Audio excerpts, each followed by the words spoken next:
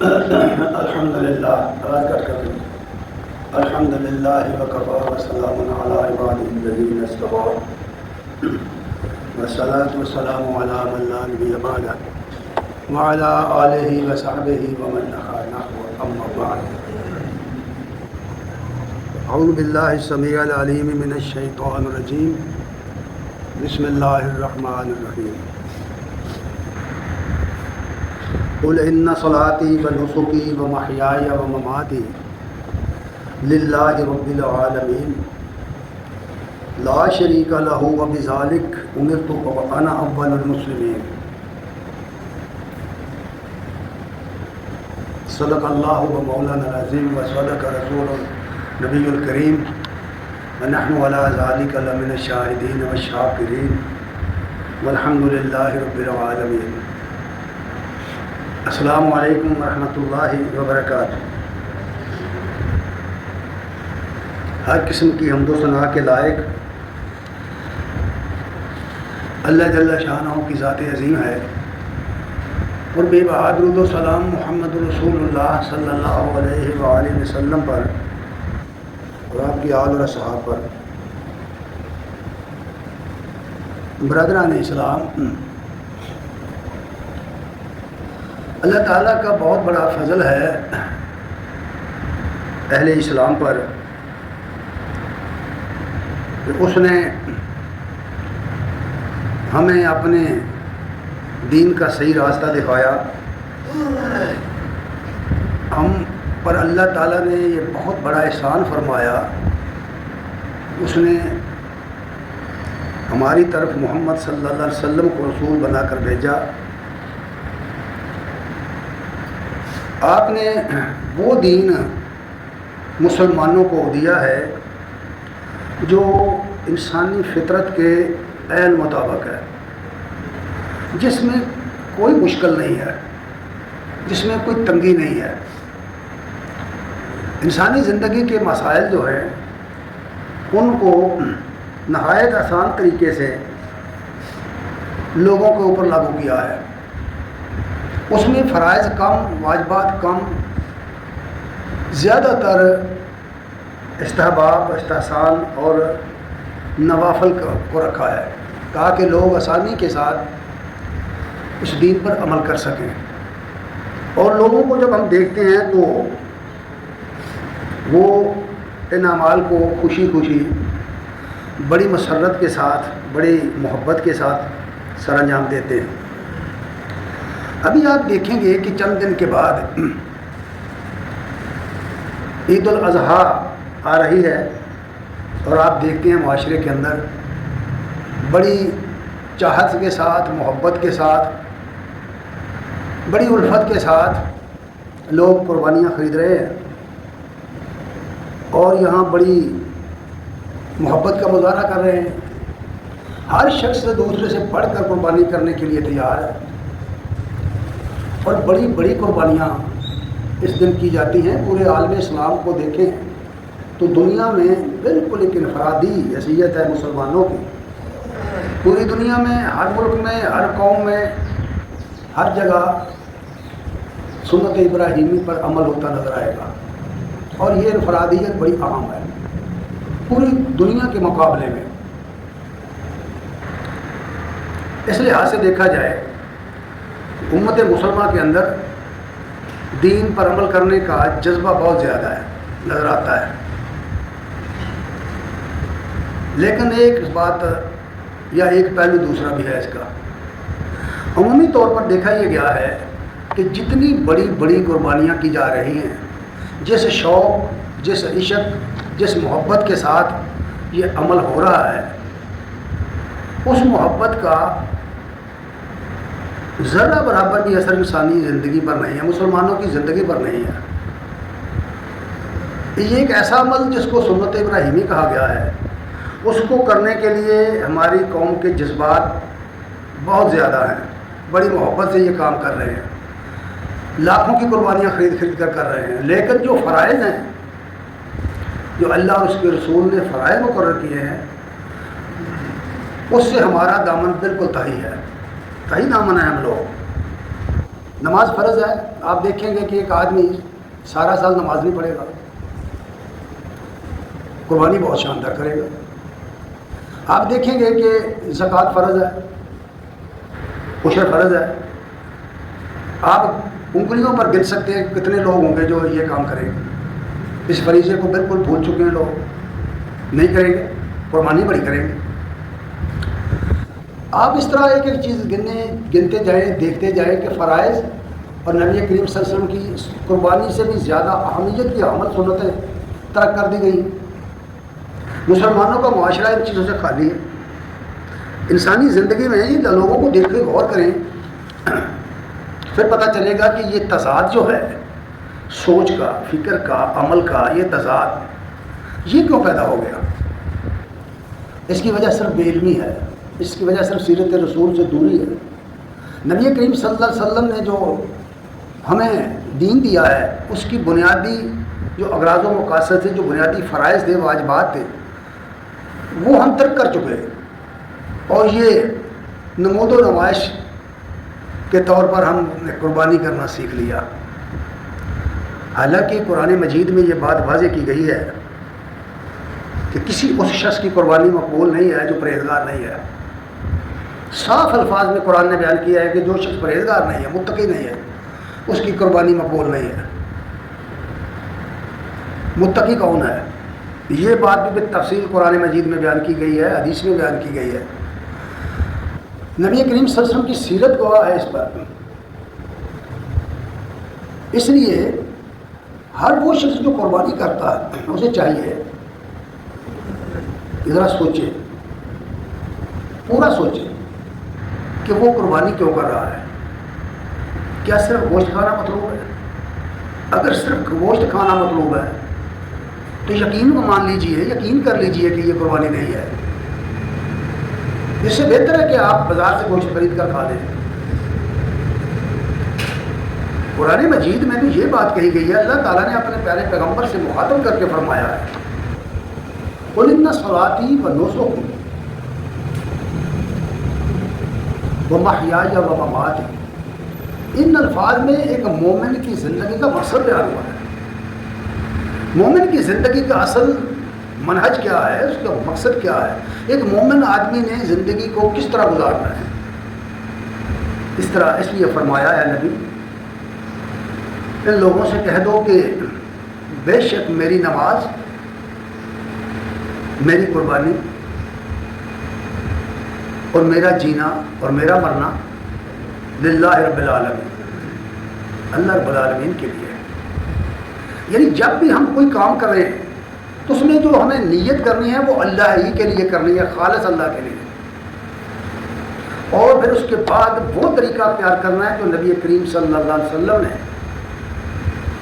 اپنے سنت میں سکھایا ہے۔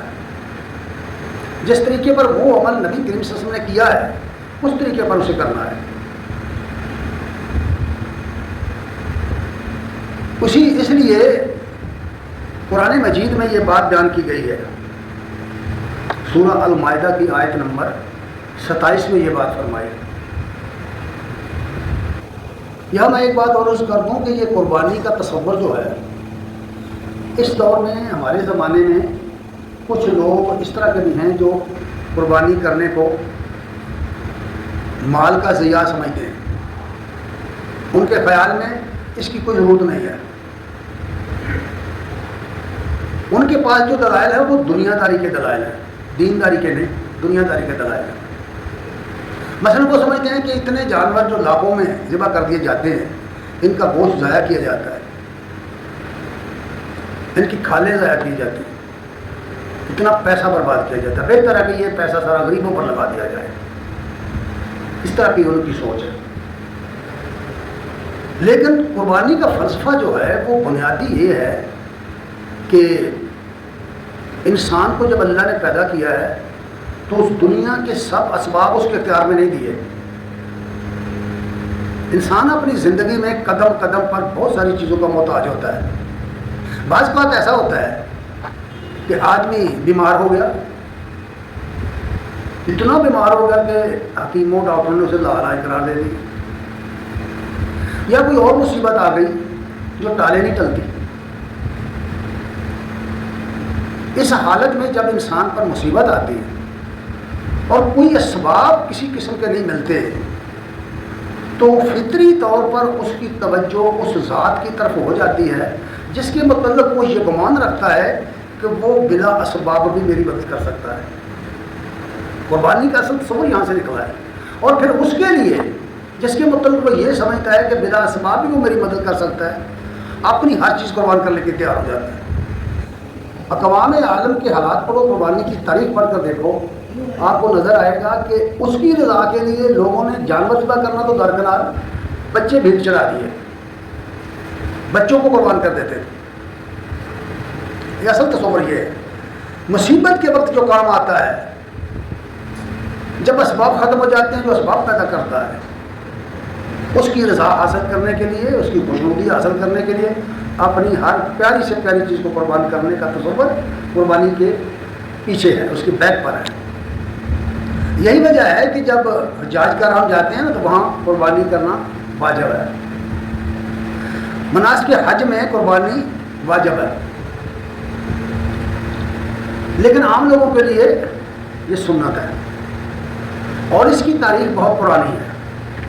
اللہ فرماتے ہیں وَاتْلُ عَلَيْهِمْ نَبَأَ بَنِي آدَمَ، اے نبی ان کو آدم علیہ السلام کے 2 بیٹوں کا قصہ پڑھ کر سناؤ۔ وَاتْلُ عَلَيْهِمْ نَبَأَ بَنِي آدَمَ بِالْحَقِّ، ٹھیک قصہ سناؤ۔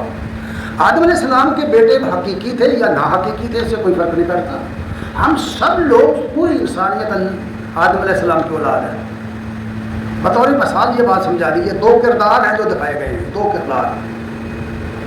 ایک کردار ہے قربانی کرنے والے کا، اس کا کردار، ایک ہے قربانی نامقبول ہونے والے کا کردار۔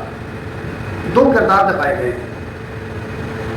اللہ تعالیٰ نے قرآن میں یہ بات نازل کر کے فرمایا نبی ان کے سامنے بنی آدم کے میں سے 2 بیٹوں کا ذکر ٹھیک حق کے ساتھ کرو۔ اذ قربا قربانا، جب انہوں نے دونوں نے قربانی کی۔ یہ جو لفظ قربا ہے نا، اس کے اندر قرب کا مفہوم پایا، جنہوں نے اللہ کا قرب حاصل کرنے کے لیے قربانی کی، اثار کیا۔ عربی زبان میں قرآن مجید میں 2-3 جگہ یہ الفاظ آئے۔ ایک تو فرمایا فصل لربک وانحر، اپنے رب کی نماز پڑھ اور قربانی کر، اور دوسری جگہ سورہ حج میں اونٹوں کا ذکر کرتے ہوئے فرمایا کہ جب تم بدنا ذبح کرو تو اس کا طریقہ کیا ہے۔ اور اس جگہ اصل میں یہ لفظ استعمال کیا قربا، اس کے معنی قربت حاصل کرنے کے، قریب ہونے کے، نزدیک ہونے کے۔ اور جب مصیبت آئے اور بندہ پھنس جائے کسی مصیبت میں اور کوئی سبب نہ ہو اسے نکلنے کا ملتا ہو، جب عاجز آ جائے، بے کس ہو جائے، فریاد کوئی سننے والا نہ ہو، اس وقت بندہ جتنا اپنے رب کے قریب ہوتا ہے اور کوئی وقت نہیں ہوتا، اس کو اور کوئی راستہ نہیں سوچتا۔ حتیٰ کہ ایک خدا کا منکر، ایک خدا کے وجود کو نہ ماننے والا بھی خدا کی طرف جھک پڑتا ہے۔ تاریخوں میں لکھا ہے کہ جس زمانے میں دوسری جنگ عظیم میں جرمن فوجوں نے روس پر ماسکو کے قریب پہنچ گئی تو صدر روس نے لوگوں سے اپیل کی جو اللہ کے وجود کو نہیں مانتے، جو اللہ کے وجود کو نہیں مانتے، اس نے کہا کہ لوگوں کو وہ گرجوں میں دعا کرو۔ مطلب یہ ہے کہ جب مصیبت آئے تو آدمی کس کو پکارتا ہے؟ اچھا چھوڑیے جی تاریخ میں جھوٹ بھی ہو سکتا ہے، قرآن کے پڑھ لیتے۔ جب قرآن میں یہ ذکر آیا ہے کہ جب موسیٰ علیہ السلام گزر گئے اور اپنے آپ کو ربکم اعلیٰ کہنے والا سمندر میں پھنسا، ڈبکی کھانے لگا تو کہنے لگا میں مانتا ہوں، میں اس خدا کو مانتا ہوں جس کو بنی اسرائیل مانتے ہیں، موسیٰ اور ہارون مانتے ہیں۔ فرعون نے اقرار کیا، اتنا وہ اس وقت قریب آ گیا تھا، لیکن اسے جواب دیا گیا کہ جو کچھ تو کرتا رہے ذرا اس کو دیکھ، اب وقت گزر گیا ہے تیری توبہ کے قبول ہونے کا۔ مطلب یہ ہے کہ جب مصیبت آئے اس وقت جو کیفیت ہوتی دل کی وہ ہوتی ہے قرب خدا کی۔ اس لیے فرمایا گیا کہ قربا قربانا، دونوں نے اس کا قرب حاصل کرنے کے لیے قربانی کی۔ اب باقی قصہ چھوڑ دیا گیا ہے، اس کی ضرورت نہیں ہے بیان کرنے کی. مقصد یہ ہے کہ پھر قربانی جب دونوں نے کی تو ہوا کیا؟ فَتَقُبِّلَ مِنْ أَحَدِهِمَا، ایک دونوں میں سے ایک کی قربانی قبول ہو گئی، ایک کی قربانی قبول ہو گئی. وَلَمْ يُتَقَبَّلْ مِنَ الْآخَرِ، اور دوسرے کی قربانی قبول نہیں ہوئی. کون کہہ رہا ہے؟ اللہ فرما رہے ہیں. اللہ نے قرآن میں نازل کر کے اس قصے کو اپنے نبی کے ذریعے بتایا کہ ایک کی قربانی قبول ہوئی اور دوسرے کی نہیں ہوئی. کیا وجہ ہوئی کہ قبول والے کی قبول ہو گئی اور اس کی نہیں ہوئی؟ اس کو کیا مسئلہ تھا؟ جس کی قربانی قبول نہیں ہوئی، جسے اللہ کے ہاں مرتبہ نہیں ملا، جسے اللہ کا قرب نہیں ملا، اللہ کے ہاں منظوری نہیں ملی، وہ کہتا ہے لَأَقْتُلَنَّكَ، قَالَ لَأَقْتُلَنَّكَ، میں تجھے مار ڈالوں گا، میں تجھے قتل کروں گا. ہمارے مفسروں نے ایک جھوٹے قصے یہاں تفسیروں میں لکھے ہیں، وہ ان کی نکاح کے رشتے اور ازواج کے رشتے سب غلط. قرآن یہ نہیں کہہ رہا. ہوتا یہ ہے کہ جب ایک شخص کامیاب ہوتا ہے تو جو ناکام ہوتا ہے اسے حسد کھا جاتا ہے. کیا ہمارے ہاں نہیں ہوتا ہی؟ ایک شخص کامیاب ہو گیا، دوسرا ناکام ہو گیا ایک ہی کام میں، جو ناکام ہو گیا اس کا دل حسد سے بھر جاتا ہے. قرآن نے یہی تو کہا ہے کہ حسد کے شر سے بچو. کہ یہ حسد کا جو شر ہوتا ہے کبھی کبھی آدمی کو کسی دوسرے کو قتل کر دینے تک پہنچا دیتا ہے. اس لیے فرمایا کہ حسد کے شر سے بچو، پناہ مانگو اللہ کی. اس نے کہا قال لأقتلنک، میں تجھے مار ڈالوں گا. جواب کیا آیا؟ اس نے کہا میرا قصور کیا ہے؟ میں نے تو تیری قربانی میں کوئی مداخلت نہیں کی. قال انما يتقبل اللہ من المتقین، سن لے کہ اللہ قربانیاں تو پرہیزگاروں کی قبول کرتا ہے. ایک طرف یہ کردار ہے کہ نہ اللہ کے سامنے سر جھکایا،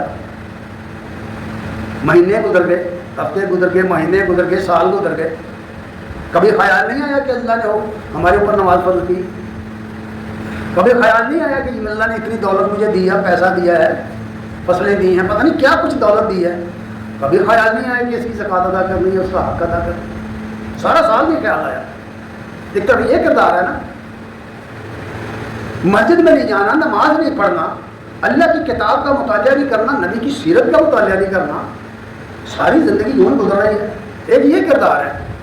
ایک طرف یہ کردار ہے کہ اللہ سے ڈرتے رہنا اور اس کے حضور سربسجود ہونا، اپنی وسعت کے مطابق، اپنی طاقت کے مطابق، اپنی توفیق کے مطابق اس کے حکام پر عمل کرنا، زکوٰۃ ادا کرنا، صدقات ادا کرنا، عشر ادا کرنا، روزے رکھنا، صاحب حیثیت ہے، زادرہ ہے تو حج کے لیے جانا.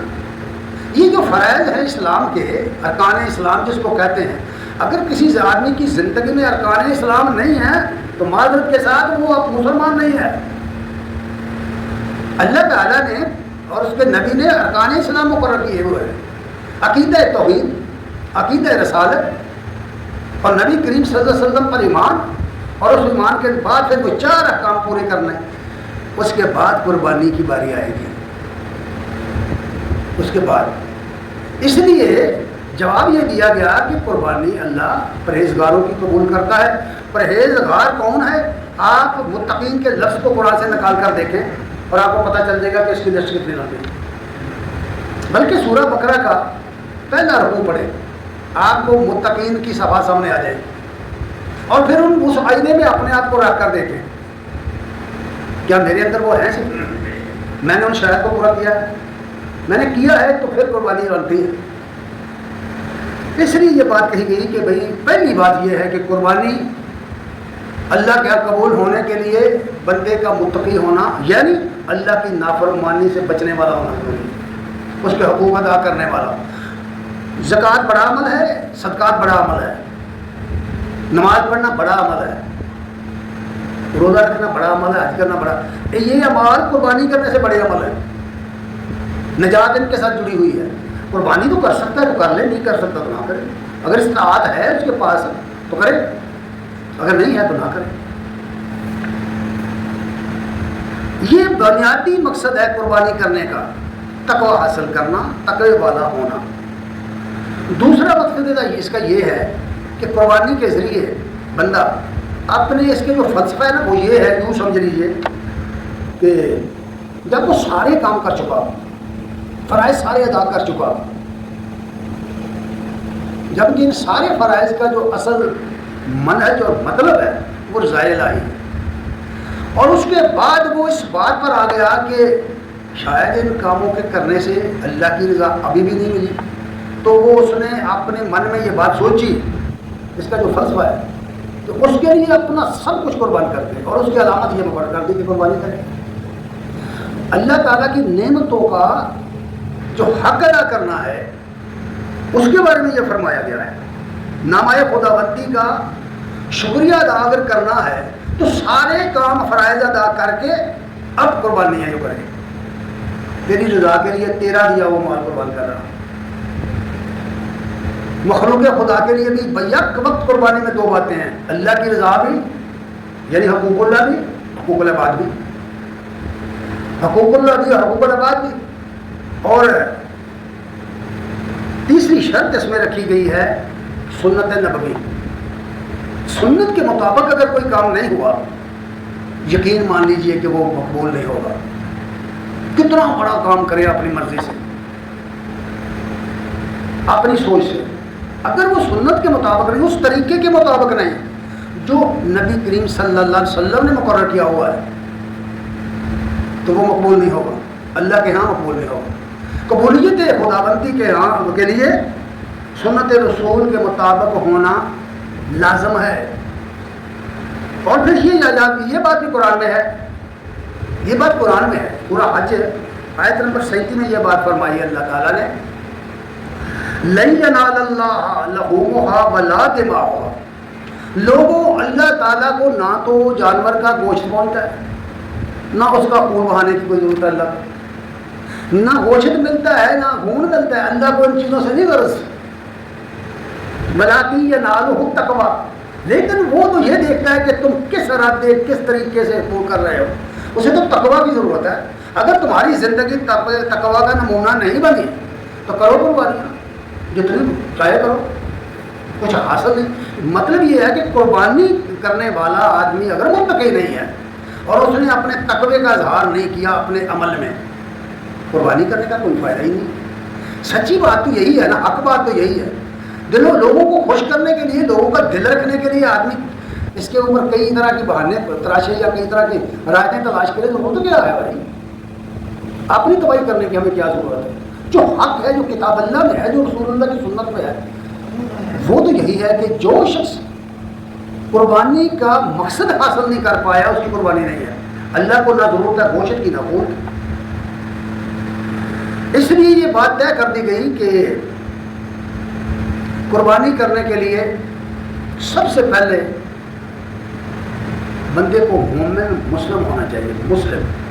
مسلم کا معنی یہ نہیں ہے کہ ہمارا نام مسلمان ہے، ہم مسلمان ہیں، یہ نہیں مطلب۔ مسلم کا مطلب ہے تابع دار ہونا، اللہ اور اس کے رسول کا فرما بردار ہونا، اپنے اعمال میں، اپنے عقیدے میں، اپنی سوچ اور فکر میں مومن ہونا، مسلم ہونا۔ یہ ہم اگر دکھا دیں، اگر ہم یہ کر لیں تو پھر اب وہ مرحلہ آئے گا کہ نیت خالص کے ساتھ صرف اللہ کی رضا کے لیے۔ یقین مانیے جب کوئی بندہ کوئی بھی کام اللہ کی رضا کے لیے کرتا ہے تو وہ یہ نہیں دیکھتا کہ سامنے جس کے ساتھ میں نیکی کر رہا ہوں یہ میرا مخالف ہے، یہ میرا نافرمان ہے، یہ میرا کہنا نہیں مانتا، یہ فلاں فلاں، وہ یہ نہیں دیکھتا، اس کے سامنے صرف اللہ کی رضا ہوتی۔ تو پہلی چیز ہے نیت کرنا۔ نبی صلی اللہ علیہ وسلم نے فرمایا انما الاعمال بالنیات، جس چیز کی کوئی نیت کر کے عمل کرے گا وہ اجر اسے ملے گا۔ اس کی مثال ایسے ہے کہ آپ سحری کے وقت اٹھے، اپنے کام کے لیے نکل گئے، سارا دن بھوک کاٹی، پیاس کاٹی، بھوکے پیاسے رہ کر سارا دن گزار لیا، رات واپس آئے تو کھانا کھایا، تو کیا آپ کا روزہ ہو گیا؟ ہر دنیا کا عقل مند آدمی جانتا ہے کہ روزہ اس طرح نہیں ہوتا۔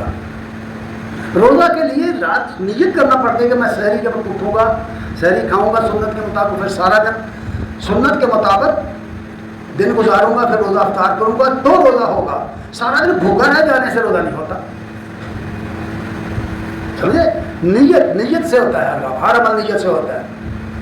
اس لیے نبی صلی اللہ علیہ وسلم نے فرمایا کہ جس نے ہجرت کی مثال کے طور پر شادی کے لیے ہجرت کی تو اس کو کوئی اجر ہجرت کا نہیں ملے گا. صحابہ نے کی نا ہجرتیں, تو اس وقت یہ بات فرمائی تھی. عمر بن خطاب رضی اللہ تعالیٰ عنہ بیان کرتے ہیں کہ رسول اللہ صلی اللہ علیہ وسلم نے فرمایا کہ مال کا دار و مدار نیتوں پر ہے. پہلے نیت کیجئے کہ میں نے قربانی کرنی ہے, پھر اس میں یہ ہے کہ جو تم کرنے چلے ہو اس میں کوئی عیب نہ ہو. کہا گیا نا کہ جانور اس طرح کا ہو, اس طرح کا ہو, اس طرح کا ہو, یعنی اللہ تعالیٰ کو وہ چیز پسند ہے جو تمہیں پسند ہے. جس چیز کو تم سمجھتے ہو کہ یہ میری بڑی محبوب چیز ہے وہ دینا ہوگی. ابراہیم علیہ السلام کو قرآن نے ذکر کیا, خواب آیا ہے, اپنی محبوب ترین چیز آگے دے. کیا ہو سکتی ہے؟ کیا ہو سکتی ہے؟ 100 سال کی عمر ہے, 100 سال. ذرا غور کیجیے, 100 سال کا آدمی تلاش کر کے لائیے. 100 سال کی عمر ہے, دعائیں مانگ مانگ کر بیٹا لیا ہوا ہے, دعائیں کر کے 10-12 سال کی عمر کو پہنچ گیا ہے, ہاتھ بٹانے کے قابل ہو گیا ہے. سوچا بار بار, خواب آیا, پھر خواب آیا, پھر سوچا کیا طلب کر رہا ہے میرا رب, کیا چاہتا ہے؟ محبوب ترین چیز. تو محبوب تو بیٹے کے سوا کوئی چیز ہے ہی نہیں. ہے نا ذکر سورہ القصص میں پڑھیے, صافات میں بیٹے کو ذبح کر دیا. اللہ نے فرمایا ابراہیم تو نے اپنا خواب سچ کر دکھایا, ہم اس کے بدلے میں فدیہ عظیم دیں گے. فتح نہ ہو کہ ذبح عظیم, ہم اس کے بدلے میں فدیہ عظیم دیں گے. یعنی اس کے نام سے ایک ایسا عمل جاری کریں گے کہ قیامت تک رہے گا. فرمائیے جہاں کہیں مسلمان ہیں, یہ نیت خالص کی بات نہ کر رہا ہوں, جہاں کہیں مسلمان ہیں قربانی کر رہے ہیں, کس کی سنت؟ ابراہیم علیہ السلام کی. اللہ نے مقبولیت دی ہے نا, نظر آتی ہے مقبولیت, اللہ نے قبول کیا نا قربانی کو. یہ سبق ہمیں دے دیا گیا ہے کہ نیت خالص صرف اللہ کی رضا کے لیے. جب اللہ کی رضا کے لیے کی کریں گے نا تو مانگنے والا دروازے پر آئے گا کہ بچے میرے بھوکے ہیں, مجھے بھی گوشت دے دو عید کا. آپ یہ قتل نہیں کریں گے کہ بھائی یہ خالی ہاتھ چلا جائے, آپ کی ہنڈی پکے یا نہ پکے. اللہ کی رضا اگر مطلوب ہو گئی تو اپنی ہنڈیاں خالی رہ جائے گی, اس کو دے دو گے. اللہ کی رضا اتنی قیمتی چیز ہے, اس لیے یہ بات کہی گئی ہے. دوسری بات یہ ہے کہ عام طور پر ہمارے یہاں ایک بحث چلتی ہے, اس کو کلیئر کرو. کچھ لوگ کہتے ہیں کہ قربانی واجب ہے اور اس شخص پر واجب ہے جو صاحب نصاب ہے. خیال ان کا یہ ہے کہ جس طرح کوئی آدمی زکوٰۃ تب ادا کرے گا جب اس کا مال نصاب کو پہنچے گا. یہ بات درست نہیں ہے. اس طرح کے آپ مسائل سنیں گے, نیٹ پر بھی بہت سارے علماء حضرات لگے ہوئے ہیں. قربانی سنت ہے. محمد بن سیری کہتے ہیں میں نے سألت ابن عمر عن الضحى یا واجبۃ ہی, کہتے ہیں میں نے, امام محمد بن سیری کہتے ہیں میں نے عبداللہ بن عمر رضی اللہ تعالیٰ عنہ سے پوچھا کیا قربانی واجب ہے؟ سنو بات ذرا, صحابہ کرام کیا سمجھتے تھے, کیا قربانی واجب ہے؟ انہوں نے جواب دیا قال اضحى رسول اللہ صلی اللہ علیہ وسلم والمسلمون من بعدہ. انہوں نے یہ نہیں کہا واجب ہے, انہوں نے کہا جو ہم نے دیکھا وہ یہ ہے کہ محمد رسول اللہ صلی اللہ علیہ وسلم قربانی کرتے تھے. کیا سمجھ آیا؟ کہ صرف حج میں قربانی حاجی نہیں کرتے تھے. نبی صلی اللہ علیہ وسلم 10 سال مدینہ میں رہے اور سن 2 ہجری میں عید الفطر اور عید الاضحیٰ کا اجرا فرما دیا تھا آپ نے. سن 2 ہجری میں پہلا سال ہجرت کا جو تھا وہ 10 مہینے کا ہے. 10 مہینے ہوئے تھے, 2 مہینے گزر چکے تھے جب ہجرت کر کے مدینہ گئے ہیں. تو دوسرے سال میں آپ نے رمضان فرض ہو گیا سن 2 ہجری میں, تو عید الفطر جاری کر دی اور 2.5-2 مہینے کے بعد ذوالحج آیا, آپ نے عید الاضحیٰ میں قربانی جاری کر دی. 10 سال آپ مدینہ میں قربانی کرتے رہے. جو نبی صلی اللہ علیہ وسلم کا عمل ہمارے سامنے جو ذریعہ معلومات ہے وہ ہے حدیث. یاد رکھیں نبی صلی اللہ علیہ وسلم کیا کرتے تھے, کیسے کرتے تھے, اس کا کوئی ذریعہ اور نہیں ہے کتاب اللہ سنت رسول اللہ کے سوا, حدیث کے سوا. اس میں تو یہی ہے کہ ہر سال کرتے تھے. اس لیے انہوں نے یہ پوچھا تو فرمایا کہ رسول اللہ صلی اللہ علیہ وسلم کرتے تھے اور مسلمان کرتے تھے. وجدت بہی سننا, یہ حدیث ابن ماجہ میں ہے 21-24 اس کا نمبر ہے۔ وہ کہتے ہیں کہ نبی صلی اللہ علیہ وسلم نے اس عمل کو سنت کے طور پر جاری کیا ہے، سنت کے طور پر جاری کیا ہے، اور اس کے لیے کوئی نصاب مقرر نہیں کیا۔ ہر صاحب حیثیت آدمی قربانی کرے، ہر صاحب حیثیت آدمی نہ قرض اٹھائے نہ قرض لے کر کرے، اور وہی کرے جو رسول اللہ صلی اللہ علیہ وسلم نے کیا ہے۔ یہ بات میں اس پر زور دے کر کہہ رہا ہوں کہ آج کل بڑا مسئلہ چل رہا ہے کہ کٹے کی قربانی ہو سکتی ہے کہ نہیں۔ میں نے اب تک جتنے بیان علماء کرام کے سنے ہیں وہ کہتے ہیں کٹے کی قربانی جائز ہے۔ الحمدللہ ابھی تک کوئی مولوی ایسا نہیں پیدا ہوا جو کہہ دے سنت ہے، نہیں کہہ سکا آج تک کوئی، کہتے ہیں جائز ہے۔ باریک نقطہ ہے سمجھنے والوں کے لیے۔ ارے بھائی جائز نجائز کی بات نہیں ہو رہی، بات سنت کی ہو رہی ہے۔ بتاؤ سنت ہے یا نہیں؟ اگر سنت نہیں تو کیوں پیسہ برباد کرتے ہو؟ اچھا کئی احمق اس طرح کے بھی ہیں، وہ کہتے ہیں کہ گائے کی قربانی تو بھینس بھی گائے کی نسل سے ہے۔ استغفر اللہ، کیا خیال ہے؟ آپ بھینس گائے لینے جائیں اور آپ کو وہ بھینس دے دیں تو پھر کیا کرو گے؟ اس طرح کی بے شمار لوگ باتیں کرتے ہیں، غلط ہے۔ جس طرح نبی صلی اللہ علیہ وسلم نے کیا ہے وہ اس طرح کرتے ہوئے کیا ہوتا ہے؟ پوری صحابہ کی جماعت 100 سال تک، 95 ہجری میں آخری صحابی کی وفات ہوئی ہے، دنیا سے رخصت ہوئے، پہلا 100 سال، پھر خلفائے راشدین کا زمانہ، دوسری صدی تابعین کی، پھر تیسری صدی تابعین کی۔ دنیا کا کوئی عالم نہیں دکھا سکتا کہ کبھی صحابہ نے تابعین نے کٹے کی قربانی کی ہو۔ اگر جائز کی بات کرو کہ ہر حلال جانور کی قربانی ہو سکتا ہے تو زوفے کی کر دیں، زرافے کی کر دیں، ہرن کی کر دیں، باراسنگے کی کر دیں، پھر سب یہاں مرغے کی قربانی کر دیں، خرگوش کی کر دیں، حلال ہے۔ کیسی ہم کرنا بات؟ جو کام نبی صلی اللہ علیہ وسلم نے نہیں کیا، صحابہ نے نہیں کیا، امت نے کے علماء نے نہیں کیا، کھانے کا مزہ لینے کے لیے اس طرح کے فتوے دینے اور لینے کی اچھی بات نہیں ہے۔ مجھے ایک صاحب فون کر کے کہتے ہیں جی یہ بتاؤ قربانی کٹے کی قربانی کر سکتا ہوں؟ میں کہ تیرے دل میں یہ چور ہے، تو مجھ سے کہلوانا چاہتا ہے، میرے کندھے پہ رکھ کر چلانا چاہتا ہے، ورنہ تیرا دل خود کہہ رہا ہے کہ نہیں کر سکتا۔ تبھی تو مجھے سے پوچھ رہا ہے۔ کبھی یہ بھی پوچھ رہا ہے آدمی کہ میں بکرے کی قربانی کر دوں یا نہ کروں، اونٹ کی کروں یا نہ کروں، گائے کی کروں؟ کبھی پوچھا کسی نے؟ جب چور داخل ہوا نا کہ یار گائے کا گوشت مزیدار نہیں ہے، کٹے کا مزیدار، چلو کٹا شروع کرتے ہیں، پھر اللہ حضرات تو اس کے لیے تیار ہے۔ اس لیے میں نے کہا وہ کہہ رہے ہیں کہ وجرت سنت کے ساتھ سنت جاری کی ہے نبی صلی اللہ علیہ وسلم نے، جو جاری کی ہے وہ جانور ہے، ان کا قرآن نے ذکر کیا ہوا ہے۔ اونٹ ہے، گائے ہے، بکرا ہے، دمبا ہے، بھیڑو ہے، یہ جانور ہیں۔ قرآن نے سورہ نام میں باقاعدہ ان جانوروں کا ذکر کیا ہے۔ پھر کئی لوگ اس طرح کے احمق ہیں کہ وہ بہیمت ان سے نکالتے ہیں کہ بہیمہ میں چونے والے جانوروں کو کہتے ہیں۔ بہیمت الانعام اگر کہیں گے تو اس کا مطلب تو یہ ہے کہ یہ چھارے ہرن اور یہ جنگلی وحشی جانور سارے چگتے ہیں اور کیا کرتے ہیں؟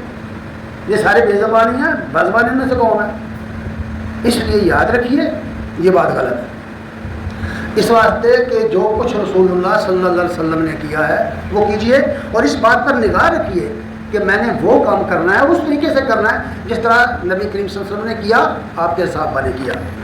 یہ بات فرمائی گئی ہے۔ ایک بات اور فرمائی ہے، ابو ہریرہ رضی اللہ تعالیٰ عنہ بیان کرتے ہیں، یہ بھی ابن ماجہ کی حدیث ہے، ان رسول اللہ صلی اللہ علیہ وسلم قال من کان لہ سعۃ، جس شخص کو اللہ تعالیٰ نے وسعت دی ہے، صاحب حیثیت ہے، ولم یصح، لیکن قربانی نہیں کرتا، صاحب حیثیت ہے قربانی نہیں کرتا، فرمایا فلا یقربن مصلانا، وہ ہماری عیدگاہ کے قریب نہ آئے۔ نبی صلی اللہ علیہ وسلم فرمایا وہ ہماری عیدگاہ کے قریب نہ آئے۔ صاحب حیثیت آدمی ہو اور پھر وہ قربانی نہ کرے، یعنی اس کے دل میں یہ جذبہ پیدا ہی نہیں ہوا اللہ کا قرب حاصل کرنے کے لیے، اللہ کی راہ میں خیرات کرنے کا، اللہ کی راہ میں قربانی کرنے کا، تو اس کے لیے یہ فرمایا۔ اس حدیث، یہ حدیث کا نمبر قطعی بات یہی ہے، اس حدیث کا مرتبہ حسن ہے۔ امی عائشہ صدیقہ رضی اللہ تعالیٰ عنہ بیان کرتی ہیں کہ رسول اللہ صلی اللہ علیہ وسلم، اچھا یہ بات میں یہ حدیث اس لیے منتخب میں نے کی ہے کہ نبی صلی اللہ علیہ وسلم کی پسند کیا تھی۔ جانور سارے ہی اچھے ہیں، اونٹ کی قربانی کا سب سے بڑا درجہ ہے، اس کو بدن کہتے ہیں، سورہ حج میں اسی کا ذکر ہے۔ پھر کوئی گائے کا ذکر ہے، گائے کی قربانی کا درجہ ہے، جتنا بڑا جانور کرو گے قیمتی ہوگا اتنا اس کا زیادہ اجر ہے۔ اس کے بعد پھر یہ چھوٹے جانور سامنے آتے ہیں۔ ان میں سے امی عائشہ فرماتی ہیں ان النبی دعا بکبش اقرنا یدعہ فی سواد ویمشی فی سواد وینصر فی سواد، یہ حدیث ترمذی میں ہے. فرماتی ہے نبی صلی اللہ علیہ وسلم نے جو مینڈا خریدا تھا قربانی کے لیے، وہ اس کے بڑے بڑے سینگ تھے، بڑے بڑے سینگ، اور اس کی آنکھیں سیاہ تھیں، یعنی اس کا دائرہ آنکھوں کا سیاہ تھا. اس کے پاؤں سیاہ تھے. پورا نقشہ جو ہے نا جانور کی تصویر بنائی ہے. اور وہ فرمایا ہوا ینظر فی سواد، وہ دیکھتا بھی سیاہی میں تھا، یعنی آنکھوں، اس کی آنکھوں کے گرد ہلکے سیاہ تھے، پاؤں اس کے سیاہ تھے، کھر اس کے سیاہ تھے، اور اس طرح وہ چتکبرا تھا، دپکھڑبا جس کو ہم کہتے ہیں، اور اس کے بڑے بڑے سینگ تھے. یہ حدیث بار بار آئی کہ نبی صلی اللہ علیہ وسلم کو یہ بہت پسند لگتا تھا، پیارا لگتا تھا یہ جانور. آج بھی اتنا بڑا جانور ہو بہت خوبصورت لگتا ہے. یہ نیٹ پر لوگ تصویریں بھیج رہے ہیں. ایک بات اور کر دوں، قرآن حدیث میں ایک بات اور کہی گئی ہے، کلیئر کٹ کہی گئی ہے کہ قربانی کا جانور مسنہ، دندہ جانور جس کو ہم اپنی زبان میں کہتے ہیں دندہ، کبھی بھی نبی صلی اللہ علیہ وسلم نے کھیرا جانور نہیں کیا. دراصل جو غلطی ہوئی وہ یہ ہے کہ ایک آدمی نے آ کر کے سوال کیا، یا رسول اللہ میرے پاس بھیڑ کا ایک بچہ ہے، وہ دندہ نہیں ہے. پوچھا کس طرح کا ہے، اس نے پوری کیفیت بتائی، یعنی بڑا موٹا تازہ ہے، جیسے ہم کہتے ہیں نا کہ دیکھنے کو ایسے لگتا ہے جیسے سال بھر کا ہے. فرمایا ہاں ایسا جانور اگر بھیڑ کا بچہ ہے، دمبے کا ہے، تو جزا آئی، جزا کا لفظ ہے، کھیرا جائز ہے. اب کھیرے سے یہ نکال لیا گیا کہ مردہ سا جانور ہو 6 مہینے کا، 6 مہینے پتہ نہیں کہاں سے نکال لیے لوگوں نے. وہاں تو صرف جزا کہا گیا ہے کہ جو کھیرا ہے لیکن قد کاٹ پورا ہے، تو اس کو فرمایا جائز ہے. اسی لیے فرمایا مسنہ. بکرا جو ہے جب 1 سال عمر پوری کر کے دوسرے سال میں لگے اور اپنے دانت کرائے مسنہ ہے.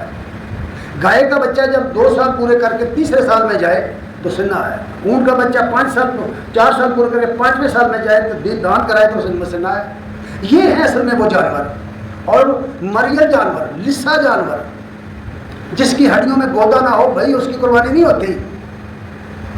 خوبصورت جانور، موٹا جانور ہونا چاہیے. اور پھر یاد رکھیے گوشت جو ہے اس کا قربانی کا جانور، اگر آپ کے محلے میں ہر گھر کے اندر گوشت ہے تو ٹھیک ہے، 3 دن سے زیادہ بھی رکھ سکتے ہیں. اور اگر ایک گھر کے اندر بھی گوشت نہیں پہنچا، کوئی گھر خالی رہ گیا، کسی کے بچے رہ گئے، تو یاد رکھیے پورے محلے سے پوچھ گچھ ہو جائے گی. جائز نہیں ہے 3 دن سے زیادہ گوشت رکھنا. ایسے معاشرے کے اندر جہاں سب لوگوں کے گھر گوشت قربانی کا نہ جائے، وہاں 3 دن سے زیادہ رکھنا جائز نہیں ہے. جب سب کے گھر میں جائے، وافر قربانیاں ہو جائیں، تب اجازت دی کہ ہاں رکھ سکتے ہیں. اللہ تعالیٰ سے دعا ہے کہ سنت رسول کے مطابق ہمیں قربانی کا پر عمل کرنے کا توفیق عنایت فرمائے اور سمجھنے کی توفیق عنایت فرمائے. میں بار بار کہتا ہوں کہ پیسے خرچ کرنے ہیں، نیت گوشت کھانے کی نہ کیجیے. میں نے ایسے لوگ سنے ہیں، میں نے کانوں سے یہ الفاظ سنے ہیں کہ یار گوشت قربانی نہ کی تو بیٹھے رہیں گے، لوگوں کے ہاتھوں کی طرف دیکھتے رہیں، کب کوئی گوشت دے گا تو کھائیں گے. اس خیال سے جس شخص نے قربانی کی اس کی قربانی نہیں ہے. میں نہیں کہتا، قرآن و سنت کی روح سے نہیں ہے، اس کی نیت گوشت کھانے کی ہے. نماز عید پڑھنے سے پہلے اگر قربانی کر دی تو گوشت ہو گیا، قربانی نہیں ہوگی. نماز پہلے پڑھیے گا پھر تقریر کیجیے گا. نبی صلی اللہ علیہ وسلم کا یہی طریقہ تھا. خود کیجیے یا کسی سے کروائیے، یہ تو جائز ہے، جس طرح بھی کریں آپ. اللہ تعالیٰ سے دعا ہے کہ وہ ہمیں عمل کی توفیق عنایت فرمائے.